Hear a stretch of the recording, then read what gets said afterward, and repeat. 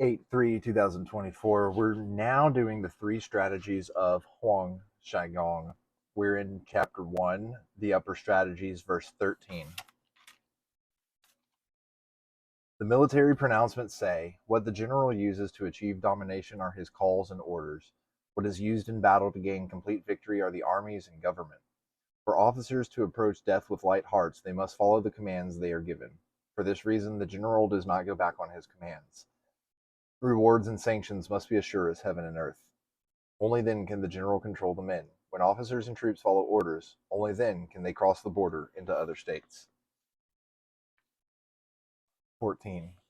The general is the one who unifies the army and has a grasp on the state of affairs. The masses are those who determine victories and defeat the enemy. The masses are those who determine the victories and defeat the enemy. Where are the masses headed, right? What is the herd mentality saying? For this reason, a chaotic general has no means of controlling and protecting the army, while rebellious masses cannot be made to attack other people. If such an army attacks a city, it will not take it. If they surround a city, it will not collapse. If these two are unsuccessful, then the officer's strength will be exhausted.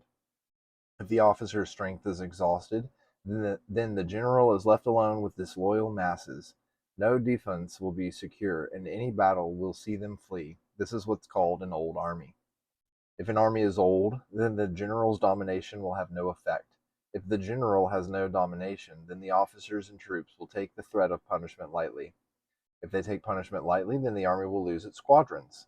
If the army loses its squadrons, then the officers and troops will flee.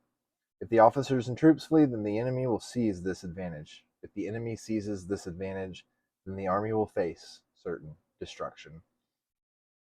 So that is a metaphor to me for almost like for aging, but for your mental faculties as well, for your sight and sound, for your hearing, for your smell, for your touch, and for your taste. Is these things, if you have no dominion over them, and they flee, like they start fleeing, then it's when the outer forces, the things that you're not in control of, can come in and take advantage, and that's what you have to fight against.